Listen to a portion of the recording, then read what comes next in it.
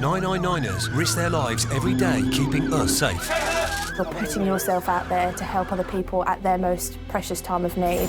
But all too often, they're abused and attacked. Their house is on fire and they're attacking us.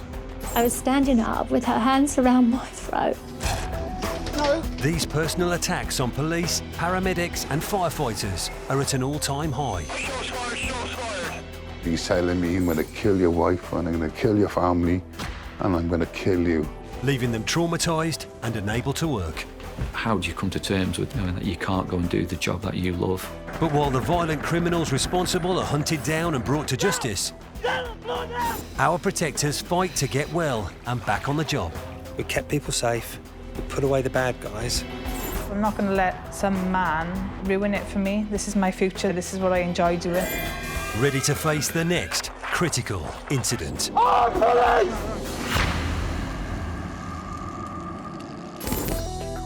Coming up, a former Belfast police officer recalls an attack in 1981 that nearly cost him his life. My first thought was, oh, it's a blast bomb, but we're safe enough in here. A paramedic is caught up in a violent domestic dispute. I couldn't move, I couldn't speak. My mind was doing so many different things, trying to work out what I should do, that I was unable to do anything. And a response officer visits a specialised police treatment centre after a vicious attack. The injury as a whole has affected my whole life. Playing sport is my life, you know. But I haven't been able to do that. I haven't been able to do anything.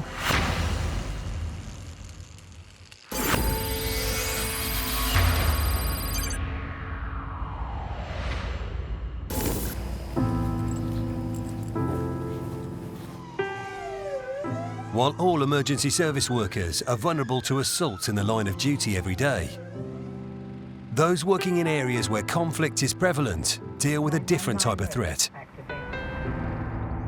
In Northern Ireland, there was a time when emergency service workers faced fear and danger on a daily basis. Joining the police in Northern Ireland at the height of this conflict wouldn't seem a tempting prospect for many. But Michael Patterson was keen to become part of what was then the Royal Ulster Constabulary. When I was 21, I applied and then was accepted at age 22 and went into the training centre.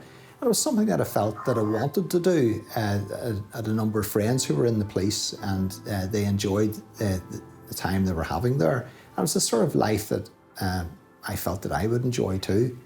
So I went to the training centre in April 1979 and I was then attached to the Special Patrol Group, which was public order and anti-terrorist role. My first week in that station, I was picking up body parts, so it was a rude awakening for a young lad of 22 who had never experienced anything like that before. So it was a very powerful introduction to policing in Northern Ireland for me. We all had personal protection weapons and they would have been carried with us certainly I carried mine at all times because one never knew whenever a possible attack would occur. So it could be that if you created a pattern, then you were going to be targeted. If you had a personal protection weapon available, well, it meant at least you had a chance. While Michael got used to life in the RUC, he met the love of his life, Hazel. I was about 22 and I loved disco dancing. So young and you'd say full of energy. So we're at one of our local discos and his team had won the tug of war, some competition they were at, and he was there, so they were all merry. I think having won maybe extra pint. And so he came over and asked me to dance, and I thought he was quite funny and jovial. And he wasn't bad looking, he was easy on the eye. So probably that's how it started. We're married quite probably quick in a way, about 2 years from meeting. But Hazel and Michael's honeymoon period was cut drastically short. It was my wife's birthday and 20th of September 1981, and it was a nice autumn day. The sun was shining, and I'd been married 3 weeks at this point. So we got up for an early turn in Woodburn Police Station, and we went in by Land Rover. I must say Land Rover, it was an armoured Land Rover, and the armour on it was about a centimetre thick. And so in we went, paraded for duty, detailed for the various duties. In the Land Rover we had Alec Beck driving, myself in the front, and in the back we had another police officer. There was a second Land Rover as well, and the idea of this was to have some backup in case one Land Rover was attacked, the others could respond. And this was the nature of policing. There was always 2 Land Rovers, and the second Land Rover I think had 3 police officers in it as well. And we'd been driving around for a while, the sun was shining, there's a general chat that you'd have, a bit of banter between the lads. And towards the latter end of the morning, we're driving up Suffolk Road, and we'd slowed down to go over a speed ramp. And I was suddenly aware of a blast flash out to the side.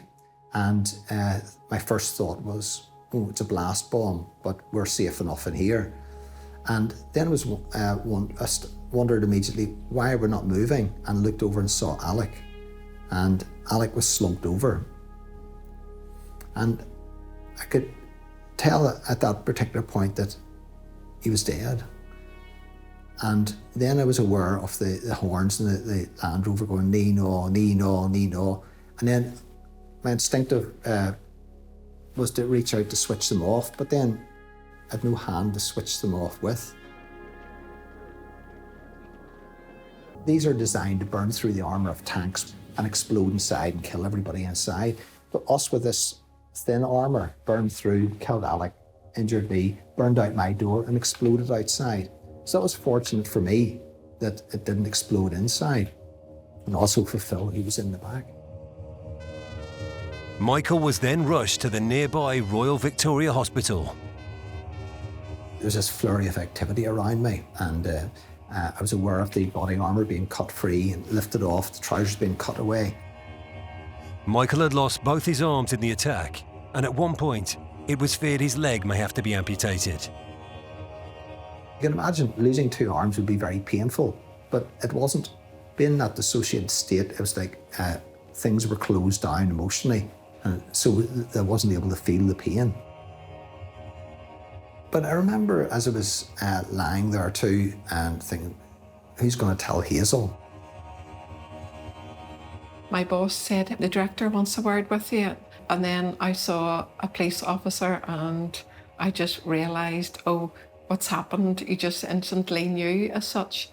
So whenever they said he was badly injured, and I said, well, as long as he's still alive. So they said he was. So then I was taken there and then to the Royal. Then we're let in after the operation, and he had come round and he smiled. The next thing I was aware of was waking up in intensive care that night. My mum was there, Dad was there, Hazel was there as well. And I said, well, do you know I've lost my arms? Yes, we do. Oh, that's all right then. I'm the one who does the painting and the handy stuff. And Michael was never at that. And he says, you've got your handless man now.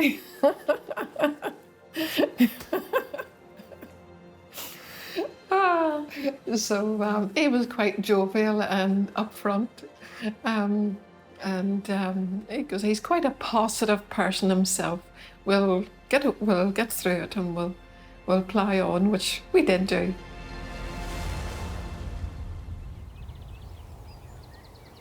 While Michael was recovering in hospital, a personal loss for Hazel made her even more determined to overcome the attack.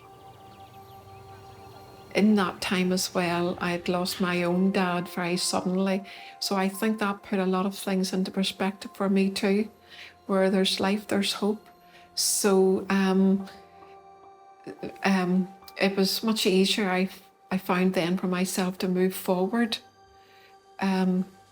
from that sudden, family member just taken so quickly that you realise you go back to basics and think what you have got, And once you go forward from that, it's helpful as well. Later, Hazel and Michael come to terms with their new reality. Life changed completely. That was the start of really a long road to recovery. And Michael's career takes an unexpected turn. I was able to get a job with the Police Rehabilitation Retraining Trust with retired and retiring police officers. I loved that.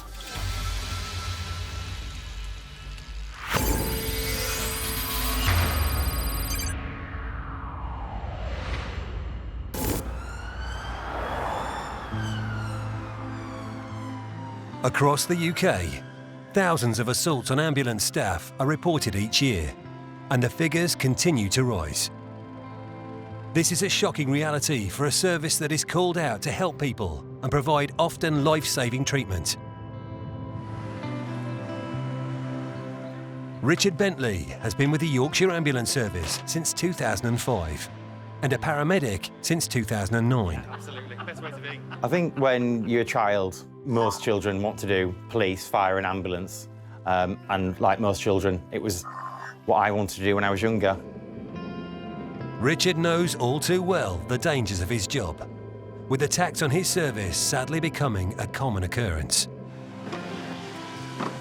With colleagues, it's something that everybody's unfortunately becoming used to. Within Yorkshire, we've had 4 attacks per week, physical assaults on our staff within the last 12 months. This is where I was when the gentleman came at me with the knife. Just on one of the streets on the right-hand side, just down here.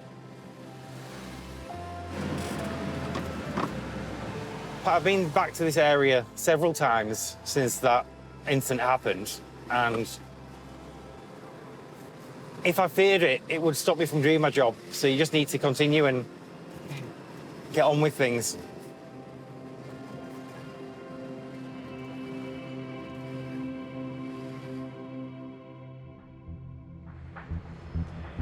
In 2014, Richard was single-crewed on a relatively quiet shift. I was on standby and got given an emergency call to attend a residential address.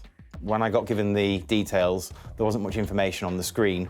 I'd been given the address, that it was a male, and that he was bleeding from his hand or from his wrist. So drove to the emergency. It took me about 5 or 7 minutes to get there. And when I arrived, there was nobody on the street, and it had been passed to me as an outside of address. I started to notice that there was drops of blood along the path.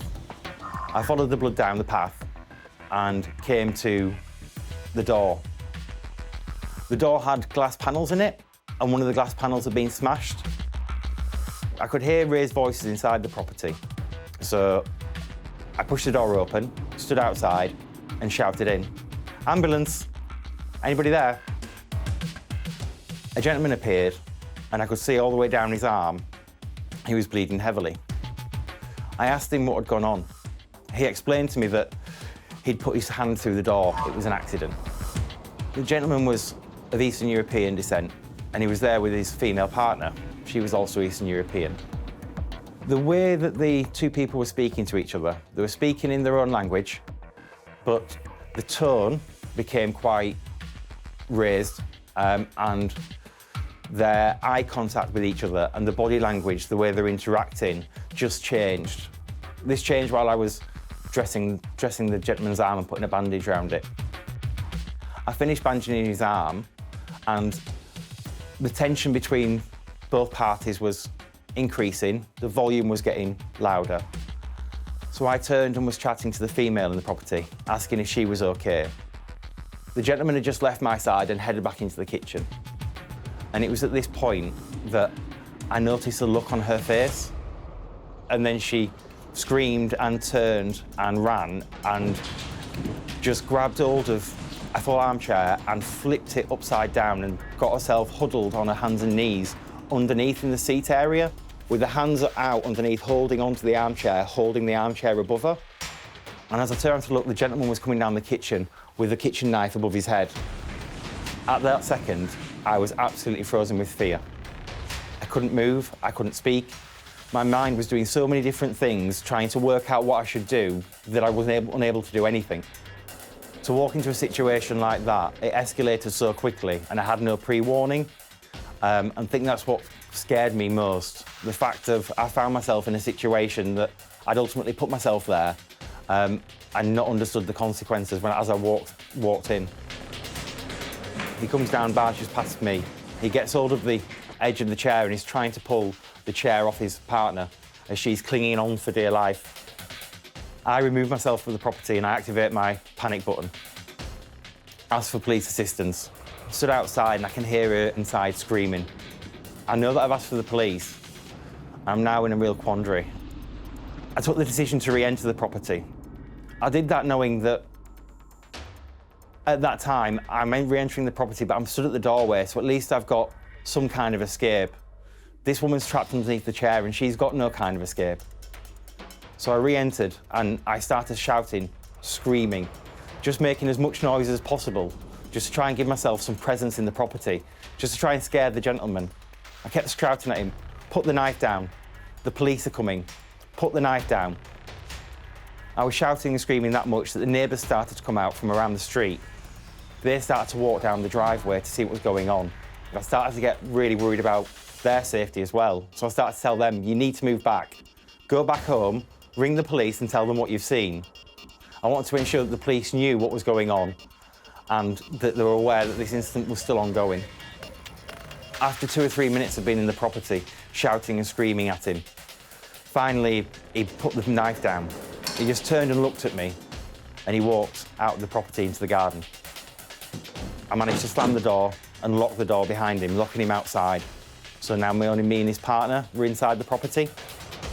But he was now stood in the garden, looking straight through the window, back at his girlfriend. And I started to become extremely fearful that he's now going to smash the window and get back inside the property. Shut the curtains of the window. That way, just to try and think, if he can't see her, he might not continue the argument, he might not continue banging. It probably took about 7 or 8 minutes for the police to get there. It felt a lot longer to me, and I'm sure it did to his partner. Once I heard the police siren, I reopened the curtains and we could look out. It was at that point I saw the police entering the garden with their tasers drawn, shouting at the gentleman, telling him to get down on the ground. He complied with what the police were asking, and he got down, and the police arrested him in the garden. The offender was sentenced to 9 months in prison for a fray. Thanks to Richard's actions and quick thinking, both he and the female escaped unharmed. But the outcome could easily have been very different. There's never a situation that I can see where a paramedic or ambulance staff or fire staff should ever be assaulted. We just come to work to do our job. We just come to work to come and help people. You pick up the phone and you ring us. You ask us to come and attend. And then when we get there, we're being attacked. That's just not right.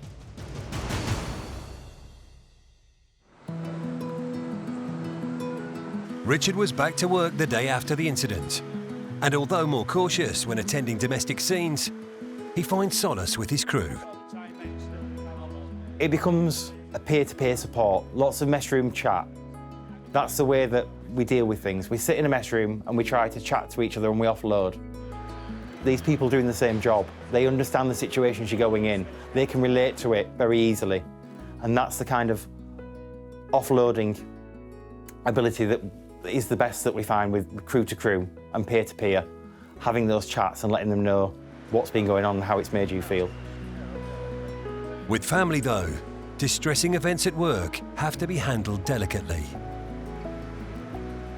I try to not tell Mum that much. I know she'd worry a bit more if she knew everything that went on. So I shield her a little bit from it. Tell her that things have gone on, but maybe not tell her the full extent of everything that's happened.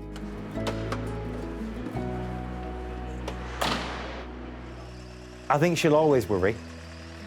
And I think the more that she sees incidents on TV and on the news of assaults on paramedics and ambulance staff and other emergency service workers, it makes her more fearful for when I'm going out to work.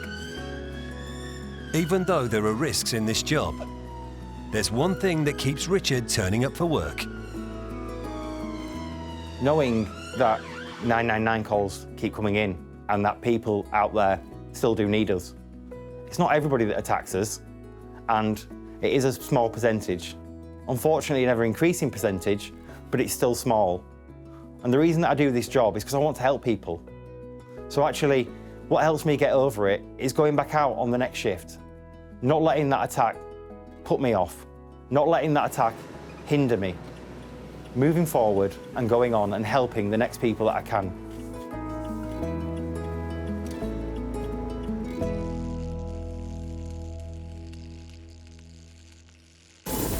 Still to come. Despite many obstacles to overcome, Michael continues to go from strength to strength. I actually was on top of the world because I was making gains what seemed to be every day.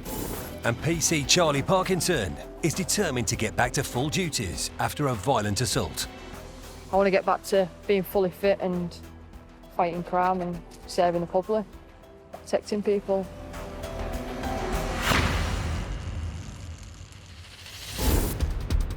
Catching the criminals responsible for violent ram raids can pose a significant threat to police. In this footage, a gang in Birmingham used a stolen Land Rover as a battering ram on a business premises. The incident was one of 20 such ram raids in a 6-week period in the West Midlands area. The thieves grab a safe, sliding it across the floor and outside. They manoeuvre the safe into the boot of the stolen getaway car. But the police helicopter is on the scene, and the onboard thermal imaging camera tracks the car as it drives away at high speed through residential streets. Aware they are being followed, the gang abandon the car and flee on foot. But the helicopter's heat-seeking camera ensures there's no escape. 2 of the gang attempt to hide in a nearby canal. But the police on the ground are communicating with their colleagues in the air and quickly locate and arrest the 2 thieves. A 3rd member of the gang was found nearby by a police dog and its handler. All 4 went on to admit conspiracy to commit burglary. They each received custodial sentences of between 4 and 6 years.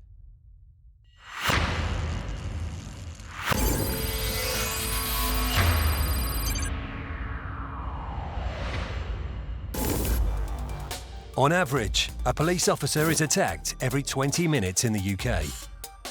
She's quite distressed. I'll speak to you in a minute. This out. Oh my God. Most of us have had violence against us. Yes, I've been assaulted in the line of duty before. I have been assaulted, yeah, a few times.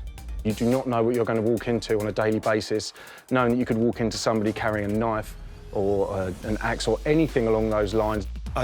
I broke my cheekbone, I got head-butted in the face. I got pulled to the floor by my hair, punched in the face. Recently I've been punched in the back of the head. It just makes you more and more cautious going to jobs. It's countless times I've been punched, kicked, spat at when restraining people in the line of my duty.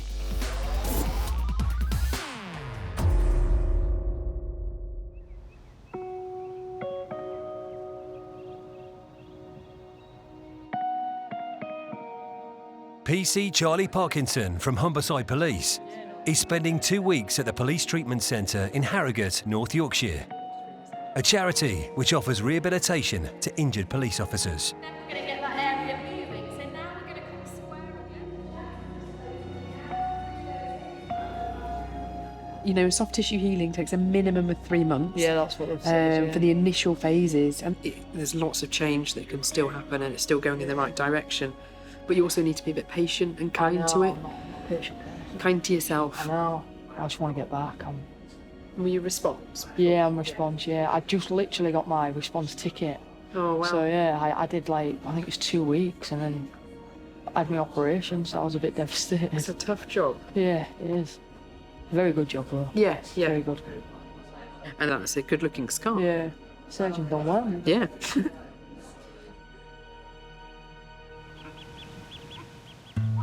Charlie sustained serious ligament injuries to her thumb when she was called out to a domestic incident.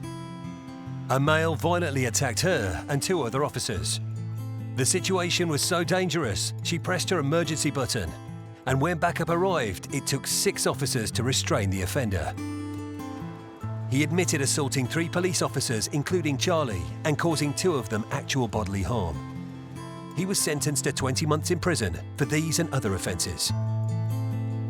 Although Charlie didn't realise the extent of her injuries, the pain became increasingly worse over time. She eventually needed full reconstructive surgery on her left thumb, and the repercussions have been huge. Obviously, I can't do my hobbies. Into my sport massively. Can't play sport. And the job, to be fair, it's my life, it's my passion. It's what I live for, but then family and friends, obviously. I am a very caring person. And that's what I go to work for, We don't go to work for money. We go to work for the love of the job.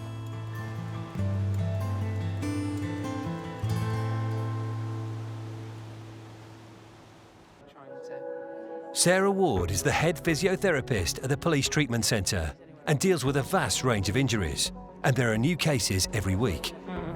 We're always looking towards regaining function because we treat people who, for example, are, firearms police, to police divers, to dog handlers, to a response officer, to someone who's driving a desk, and they all have very different kind of physiological demands. And we need to make sure we factor that into their rehab just as much as making sure that we are factoring in their hobbies, interests, goals, expectations.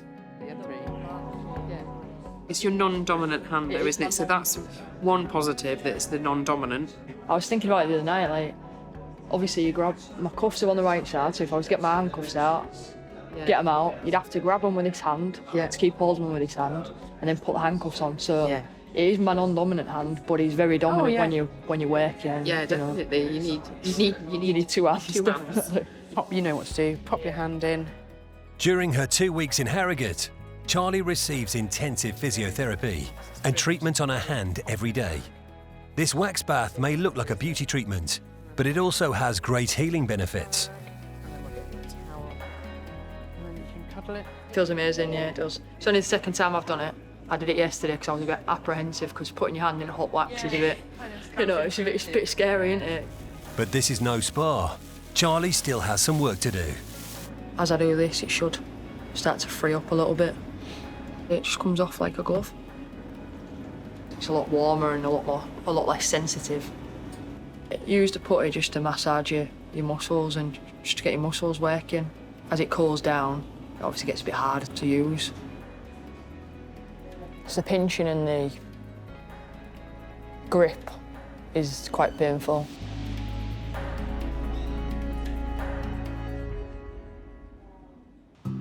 Even though the rehab is tough, Charlie's impressed so far with how much the facility is helping with her mobility, as well as her general well-being. I've been here since Monday. It's 4 days in. Still got another week to do. By the end of it, I'll have hopefully regained a lot more movement than I came with. I certainly have so far, so far so good. Like all rehab though, it'll take time and perseverance to get Charlie back to living her normal life. With the progress that you've made here and how you're doing and everything else, I'd be very, very positive, and you'll probably see a massive difference within the next kind of 2 to 3 months. But it's like anything, phased returns, restricted duties, before we end up being fully back on the street doing everything. But you've got to look after yourself. Yeah. It is important to remember that when your job role is always protecting someone, that when you feel you can't protect yourself because you're injured, you are going to feel possibly more vulnerable than the normal person who is injured. But injury is tough, and therefore that toll that takes on someone is something we have to look at just as much as looking at the physical injury and their coping of the physical injury. The injury as a whole has affected my whole life. However, mentally, I don't think it's affected me massively because I'm quite a confident, outgoing person, and being put in that position again, I won't do anything differently. I'd maybe think twice before going in and thinking, I need backup prior to entering the house. However, playing sport is my life, But I haven't been able to do that. I haven't been able to do anything. You know, the kids are off on the holiday. I can't go swimming with the kids. I can't do little bits and bobs, you know. And it's affected the family, you know. It will all change, hopefully. I want to get back to being fully fit and fighting crime and serving the public, protecting people. I feel like my time here is going to benefit, you know, me massively physically and mentally, to be fair. I don't think you do the job unless you want passionate about it. I want to do my full 30 years. I want to do as long as I can and, you know, the best that I can do. I want to be the best that I can be.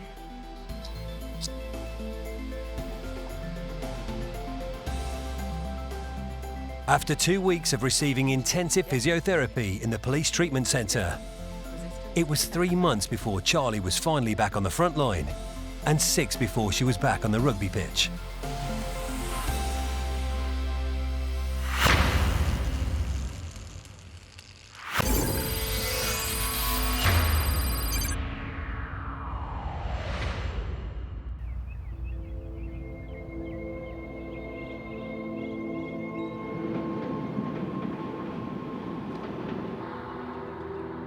In Northern Ireland, the period known as the Troubles meant emergency service workers were in constant danger. Michael Patterson was an RUC officer in Belfast when he became a victim of this sectarian conflict. He lost both his arms and sustained serious injuries to his leg when the IRA launched a rocket-propelled grenade at his police Land Rover in 1981. This was amputated above the elbow, the left arm below the elbow. My left leg was also smashed up. After 3 months in hospital with his leg in traction, Michael was released in a cast brace. Life changed completely. The only thing was we were only married 3 weeks and we're only at home maybe about a week and a half after a honeymoon. So I didn't really experience a big part of normal life before it happened. So in some ways, maybe it was a bonus as well. We just then took it from there.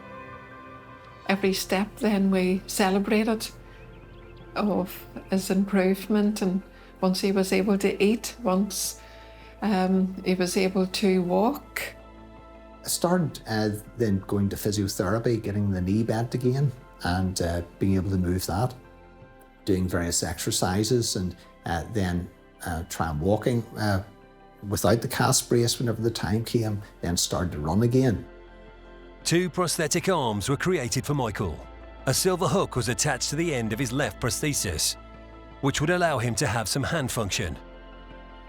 That was the start of really a long road to recovery. And I found that I was able to do some things quite easily with the artificial limbs, and that came quite quickly. Other things I looked at and thought, can't do it the way I used to. And then I let the idea sit, and maybe a few days later came up with a solution. I knew how to do it. And one of the first things that I started off was trying to write again. But I was trying to get that sort of control. I was right-handed before, but now I had to change to the left because I have an elbow on this side. That makes all the difference. So my writing style now is the same as what it was whenever I was writing with the right hand. I would have been a person that I wouldn't have done everything for him. I always felt it was better for him to get his independence and to encourage that. And because I saw so many the other way, getting everything done, I thought it wasn't healthy. It was better for him to be totally independent. Although Michael's life had changed, he stayed optimistic and kept working towards new goals. Actually, I was on top of the world because I was making gains what seemed to be every day and finding things that I could do that I might have considered I could never do. He always had little barriers he wanted to push through, and probably that's always been his way in life, always pushing himself forward to do things. It gives you just a perspective on life, just to be thankful what you've got and not to moan, just get on and go with the hand you've been given. Another goal Michael and Hazel achieved was having a large family. I suppose we're married 6 years then, whenever we had our first child. Then once we got started, we had another 3 after that. So don't know what caused it, but it just kept coming like buses. Michael just really adapted. He was excellent. From day one in the hospital, he just adapted. He knew how he could hold Natalie, our first one, and from that, no problem at all. And he used to go out pushing the pram and take her walks in her walker, and no, nothing was no problem to Michael at all where the children were concerned.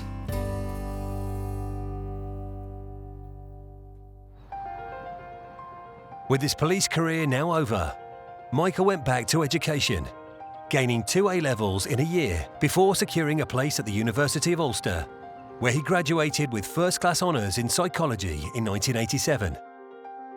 Later earning a PhD and then a second doctorate in clinical psychology. I was able to get a job with the Police Rehabilitation Retraining Trust, doing psychological therapy with retired and retiring police officers. I loved that.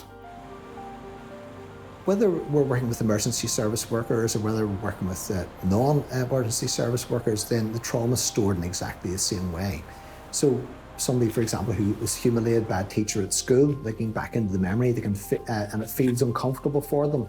That's stored in exactly the same way as the fatal road traffic collision that the firefighters attended or the police officers attended, or the murder scene that they've attended, and or even viewing material for evidential purposes. So something like that can have quite a profound effect. What I've seen is that police officers, firefighters, ambulance crews, they're all resilient individuals. And that's the beauty of it. And it's not the case of the first thing they attend, they've got PTSD. Often there's a build-up. And we would see that it's a bit like children's building blocks, one on top of the other. And if you think about that, stacking them up one on top of the other, the pie is going to sit quite stable up to a point. You add a few more bricks and then it's a bit shaky. One on top of that, it all falls over. You may have heard the expression, the straw that broke the camel's back. And that's all it needs, just to tip that over. While doing his clinical psychology training, Michael came across a therapy that worked well for him.